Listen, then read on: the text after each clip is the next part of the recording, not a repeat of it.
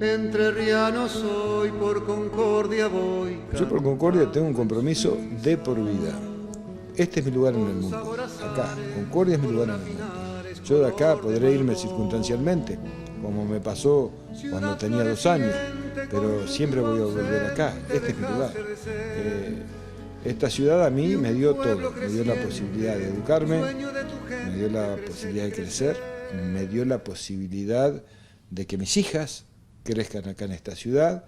Entonces yo tengo un compromiso de por vida con esta ciudad. Por Concordia voy y en esta canción maduran sus frutos. Tiene que ver con todo, cómo se van sucediendo los hechos, cómo uno se va trazando objetivos y en la medida que los objetivos se van cumpliendo, se van presentando nuevos desafíos, se van presentando nuevas metas y consecutivamente al ir alcanzándolas también se va abriendo un panorama aún mayor. No es que alguien, o por lo menos en mi caso, cuando me inicié en la actividad política pensaba o tenía preclaro qué es lo que quería hacer.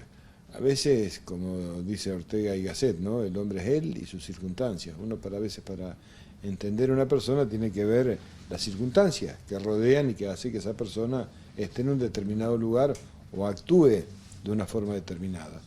Y lo que ha sucedido precisamente ha sido eso. Yo tenía, recuerdo primero la intención de ser concejal, porque me interesaba ocupar un espacio de participación representando la voluntad del pueblo de Concordia, y esto ocurrió en el año 95-99.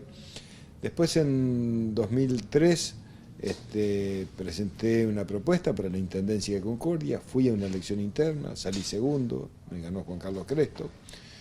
Después las vueltas de la vida me llevaron a un lugar...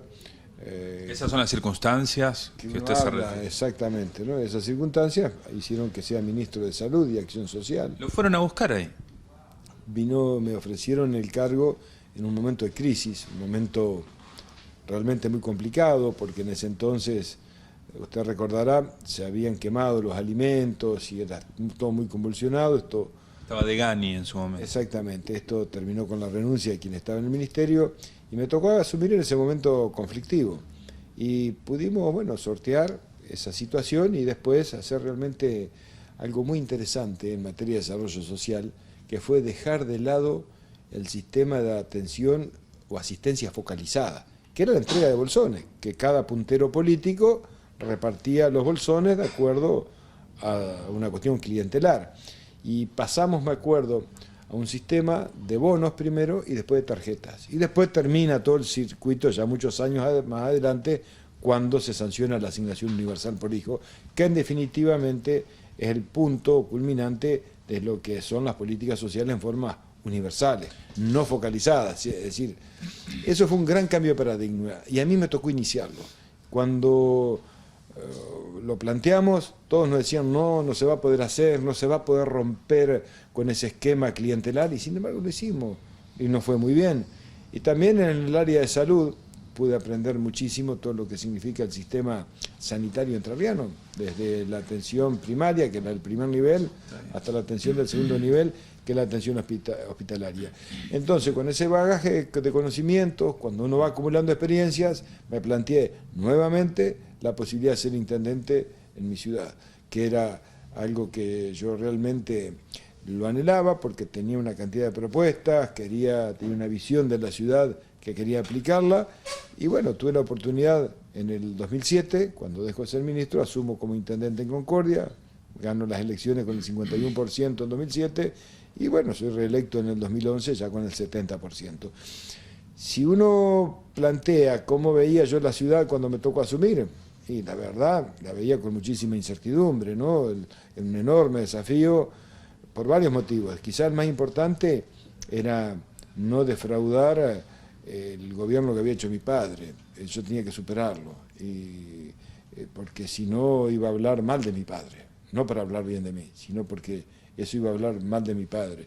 Y esto era algo, un mandato, ¿no? Y bueno, pudimos hacer una gestión que cuando iniciamos ni siquiera soñábamos las obras que se hicieron. Y eso hizo que uno, cuando ya promediaba la segunda gestión, me empieza a plantear la posibilidad de ser gobernador, habida cuenta de que me siento con la capacidad, que sé cómo hacerlo, que eso es importantísimo, y también para qué querer hacerlo. Y ahí sí surge la idea de querer ser gobernador, bueno, presentar una propuesta, llegar a un consenso, unificar una fórmula en la provincia y hoy, bueno, ser el candidato a gobernador. Se llega de ese modo, se llega consecuencia de haber ido sorteando distintos desafíos que se presentan una vez que se logran, otros aún superiores, y estamos en esta instancia, y la verdad que estoy de la misma forma que cuando me tocó asumir acá como intendente, ¿no? Sí, está bueno saber desde el punto de vista humano, Gustavo, le consulto porque a mí particularmente se me hace difícil ver un hombre de las ciencias económicas, un hombre de las leyes del mercado, un contador, desafiando un poco las leyes del mercado, porque ser un hombre político de algún modo es que las leyes del mercado realmente sirvan y tengan un valor preponderante desde el punto de vista social.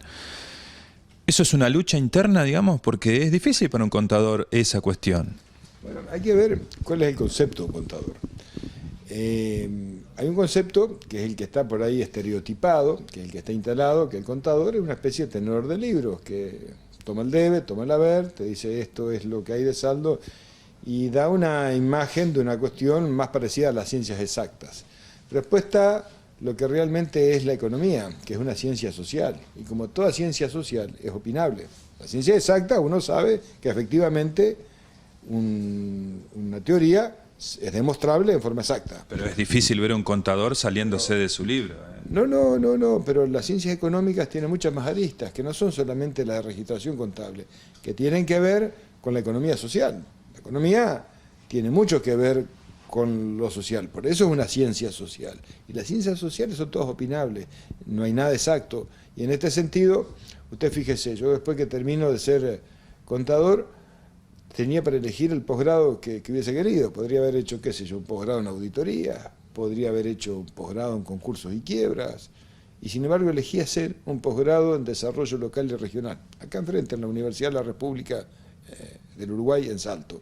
Porque era lo que me interesaba, era la parte social, es cómo se comporta la economía social y cuáles son las variables sociales. Por ejemplo, puede haber un economista que usted le hable de rentabilidad de empresas, o que le hable en términos estrictamente económicos. Hay otros economistas que hablamos más de la incidencia social sobre la economía, y que tiene que ver con la generación de empleo, que tiene que ver con el desarrollo sustentable, y en esto me refiero también el impacto ambiental cuando se genera progreso y desarrollo económico, tiene que ver cómo mejora cada vecino la calidad de vida. Entonces, uno va buscando la orientación por ahí. Me pasó también cuando fui profesor. Yo soy profesor 14 años en Concordia y no daba contabilidad. No me gusta enseñar contabilidad, es aburrido para mí enseñar contabilidad. La instrucción cívica. Y calculo que debe ser aburrido por ahí para los chicos también. Entonces daba instrucción cívica, con una materia que me gusta, que tiene que ver con el derecho constitucional, que tiene que ver con lo cotidiano y es mucho más dinámico. Usted, su nombre tiene un contenido cultural muy importante, lo hemos notado en programas de televisión en Buenos Aires. ¿Eso usted lo aprendió porque es un lector, es un hombre que lo enseña las ciencias económicas que usted estudió, porque es un hombre que sabe mucho de historia, le importa mucho la historia de la región? A mí me gustó mucho la literatura siempre. Yo soy un amante de la lectura, soy un lector, consuetudinario, ¿no? Lo he desde que era muy chico, cuando estaba en la escuela primaria.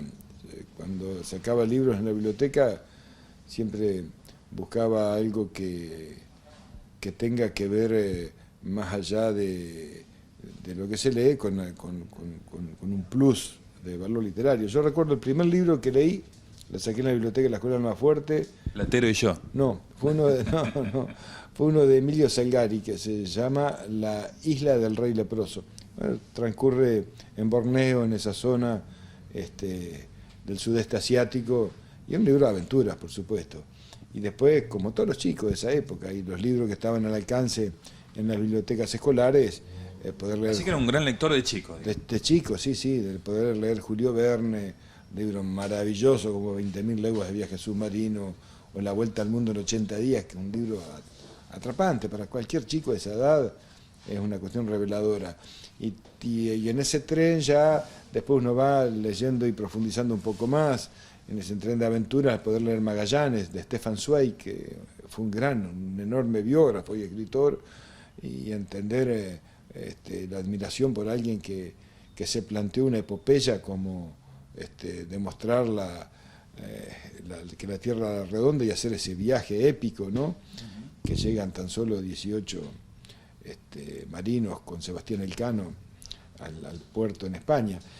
Y después un libro que a mí me marcó de joven, que fue Rayuela, de Julio Cortázar, y eso a mí, bueno, me abrió otro panorama, y ahí ya empecé con otro tipo de literatura, pero la literatura me gustó siempre. Y dentro de la literatura, todo lo que tiene que ver con la historia argentina, la historia universal también. La historia universal, por ahí quizás en menor medida, pero la historia argentina es algo que a mí me apasionó.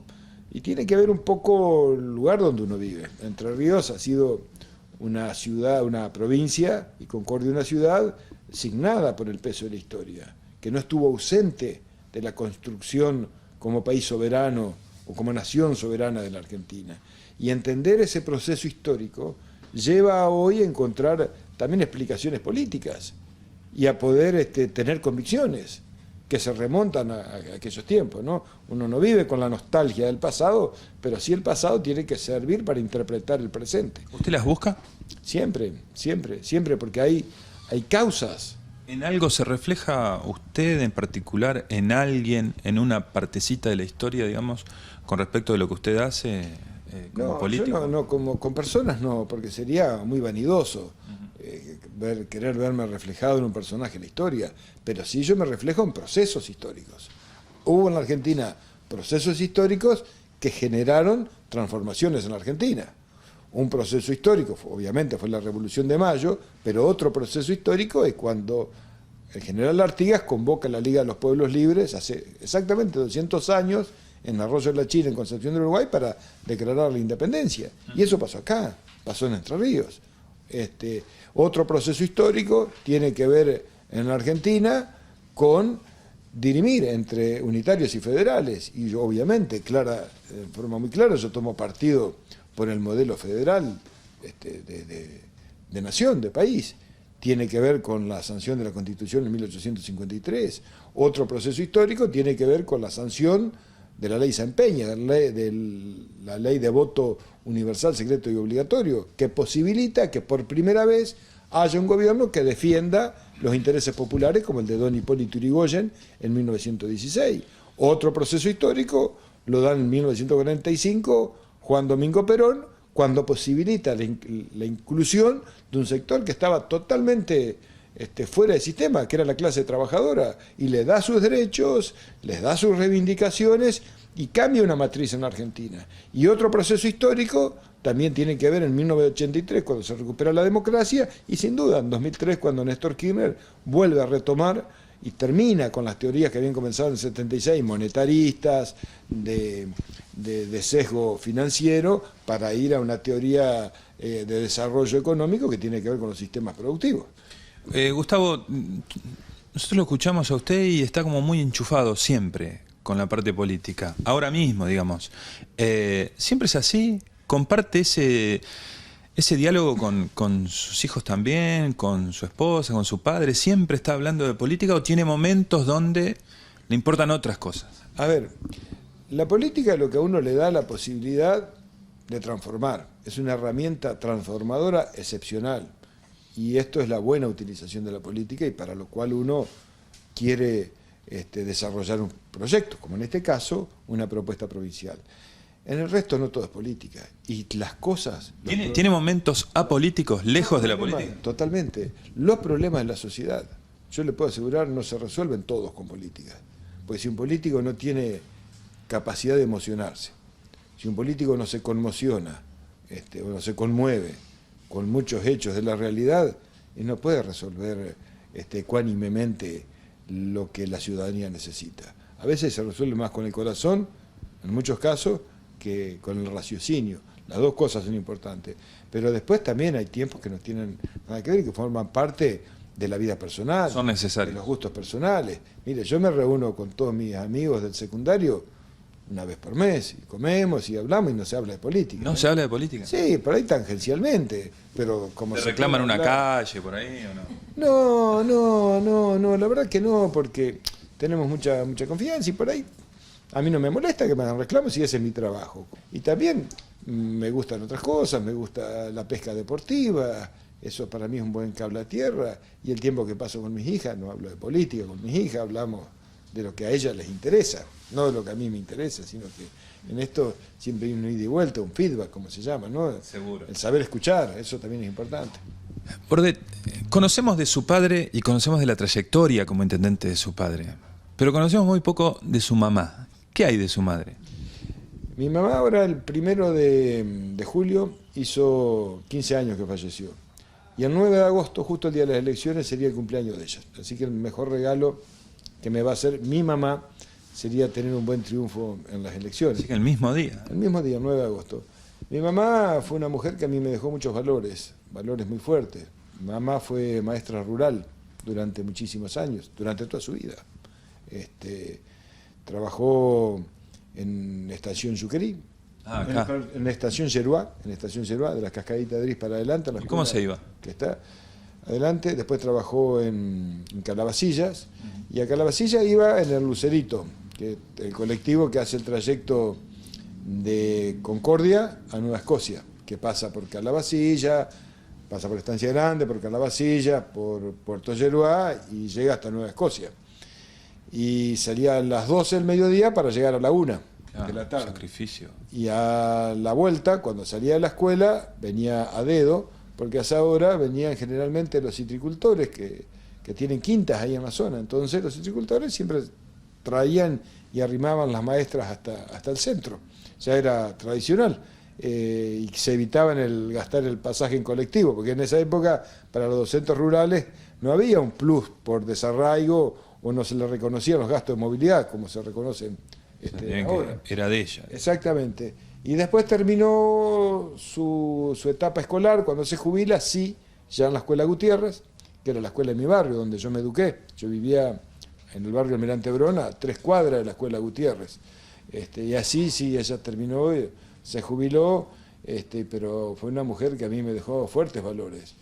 Una mujer de muchos valores, de mucho carácter también. Mi madre era una mujer de mucho carácter. Yo valoré mucho el esfuerzo de mis padres, yo lo valoré muchísimo porque mi padre se vino a Concordia, desde Pronunciamiento, un pueblo muy pequeño, por 2 motivos. Uno, porque quería ser telegrafista, él era mensajero, repartía telegramas en el pueblo, pero quería ser telegrafista. O sea, y para un ser... cargo, claro. Sí, además tenía que aprender alfabeto Morse, eso era todo un desafío. Y ese fue un motivo, y tenía que venir a Concordia para hacer. Y el otro motivo era porque quería estudiar la secundaria. En el pueblo de él no había escuela secundaria. Entonces, bueno, vino acá a Concordia, la conocí a mi madre, se casaron, al poco tiempo nací yo, y como mi padre era delegado gremial de los telegrafistas ya, cuando hicieron una huelga, el ministro, que era Alzogaray, ministro de Economía, echó a toda la gente que hizo la huelga en la Argentina, a los delegados, entre ellos a mi padre. Y como se quedó sin trabajo, nos fuimos a vivir al pueblo de Pronunciamiento, donde él había nacido, y allí mi padre puso una sodería, y vivimos 2 años casi. Y mi mamá daba clase en la escuela del pueblo. Hasta que después el gobierno de don Arturo Ilia, radical, una persona democrática por excelencia, les dio la posibilidad a todos los que habían hecho la huelga de reincorporarlos al correo. Y mi padre decidió volver, aprovechando esta oportunidad, porque quería terminar la escuela secundaria. Y entonces yo viví buena parte de mi infancia y mi primera juventud viéndolo a mi padre trabajar todo el día en el correo, y cuando llegaba a la tarde ponerse a estudiar y a la noche ir a la escuela o a la facultad, porque terminó después la facultad de Ciencia Económica, en 4 años la hizo. Entonces estuve acostumbrado al sacrificio. Y mientras tanto mi madre se iba a Calabacilla, en el Lucerito, y yo, que era chico, me tenía que quedar a cuidar a mi hermana menor, a Marcela. Entonces conocí el sacrificio, y yo valoré muchísimo eso, porque eso, además de generarme responsabilidad, me dio valores. Valores de respetar el trabajo y de respetar a la persona que trabaja. Y usted puede ver en mi actuación pública que jamás he tomado una medida, cuando fui ministro, cuando fui intendente, tendiente a perjudicar a un trabajador. Nunca. No lo hice y no lo voy a hacer nunca. Sí, lo conoce por lo de su con carne padre, propia, claro. exactamente. Ahora, Gustavo, usted es un hombre que no viene de una familia poderosa desde el punto de vista económico, digamos, sabe lo que es la recompensa del esfuerzo. Totalmente, pero además, a ver, mi familia, una familia de trabajo, de gente de trabajo, pero a mí nunca me faltó nada. Todo lo que hacían mis padres era para mi bienestar, el mío y el de mi hermana, y para educarme, fundamentalmente. Entonces uno valora mucho eso.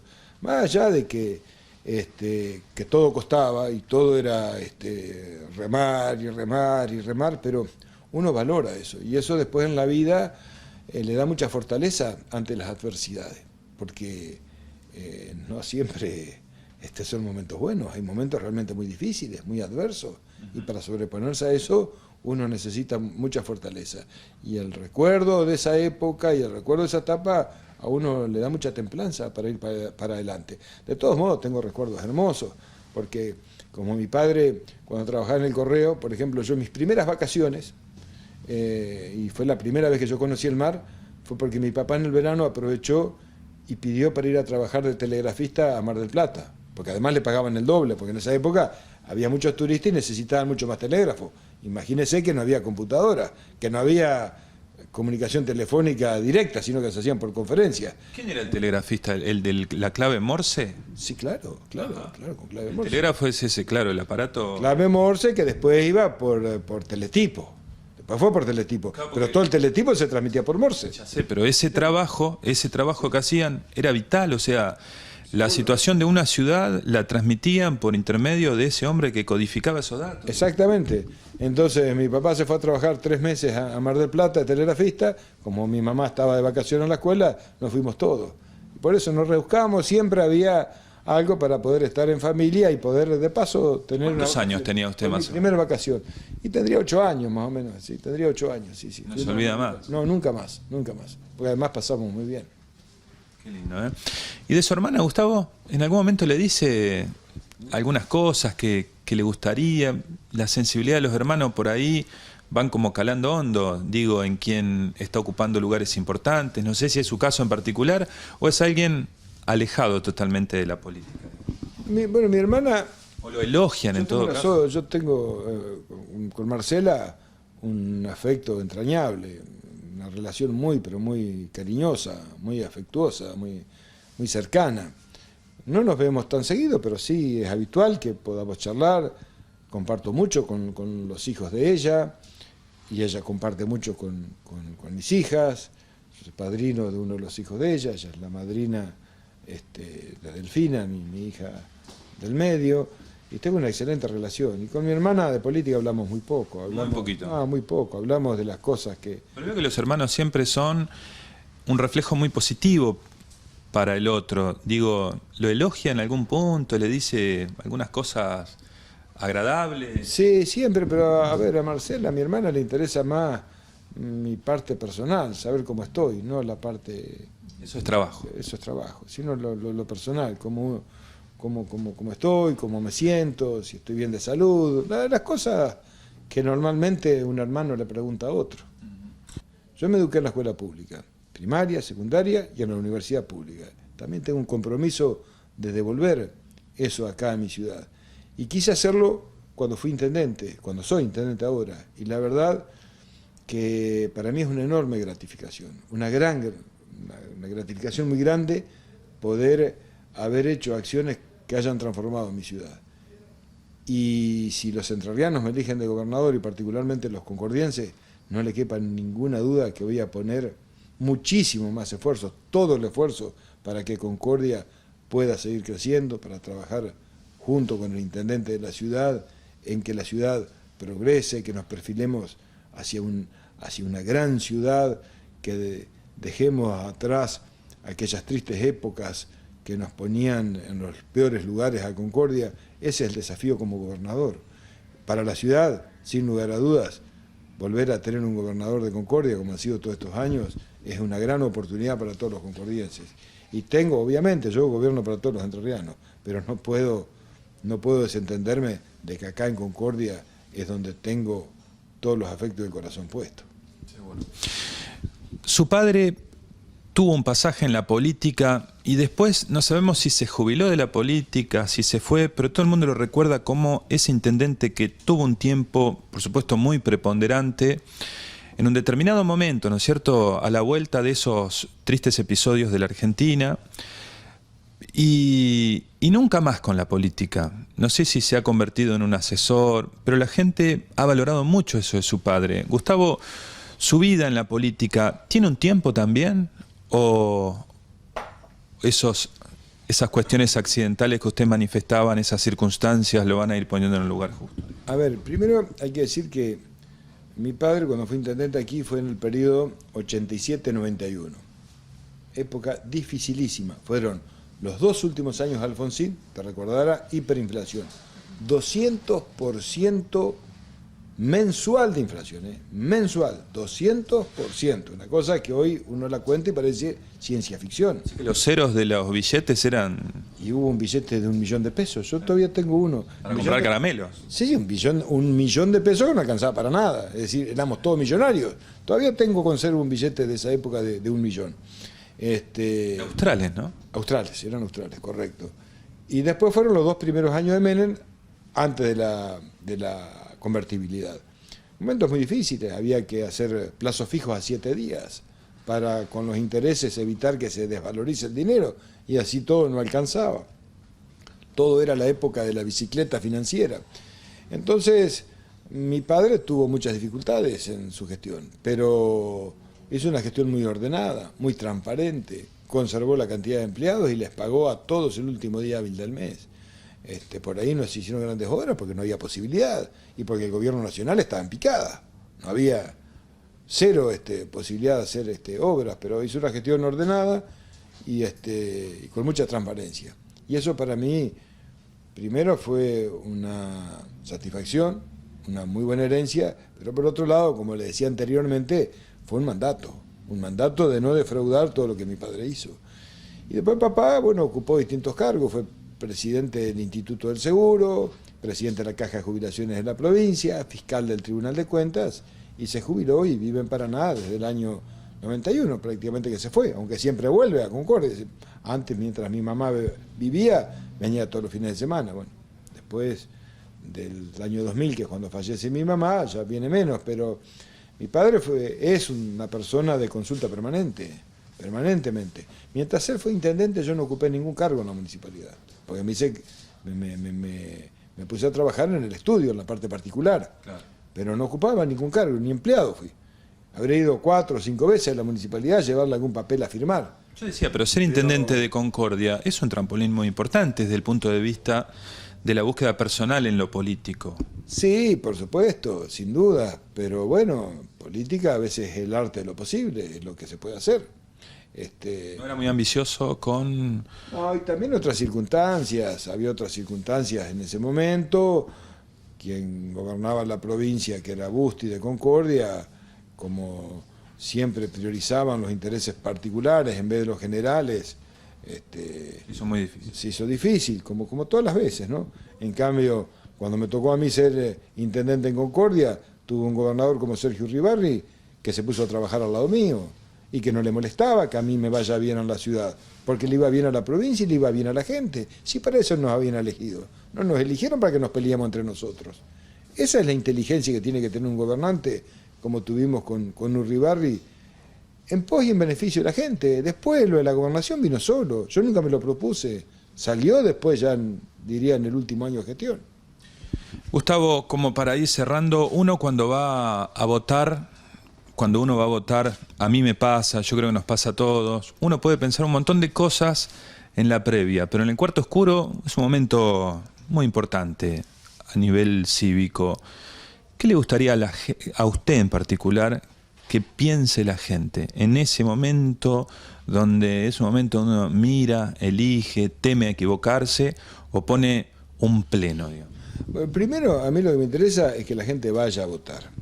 Si lo hace por nosotros, mucho mejor, por supuesto, no lo voy a negar, pero que vaya a votar. A mí me tocó vivir mi juventud en épocas de dictadura cuando no se podía votar, cuando no había posibilidad de que el pueblo elija a sus representantes. Voté la primera vez a los 21 años, porque antes no había posibilidad de una contienda electoral. Y otros ¿En el 83?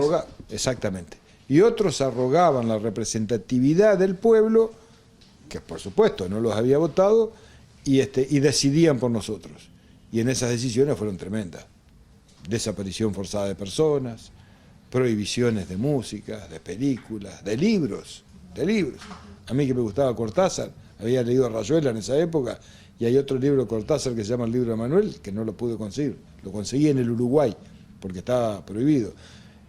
Bueno, eso no tiene que volver a pasar nunca más en Argentina. Entonces, cada vez que se vota, es importante que la gente concurra a votar, porque de esa manera sostiene el proceso democrático y se evita que nunca más alguien decida por nosotros. El voto es una herramienta útil que tienen todos los vecinos de la ciudad de Concordia, los ciudadanos de Entre Ríos, para decidir el futuro. Ojalá voten por nuestra propuesta, pero si no, que vayan a votar igual, porque esto es lo importante, fortalecer las instituciones. Y mi corazón latiendo se va camino del río, y en los arenales juega mi ilusión. Los viejos sausales silban con el viento su eterna canción. Por eso lo siento y lo grito así en viento. Entrerriano soy, entrerriano soy, entrerriano soy.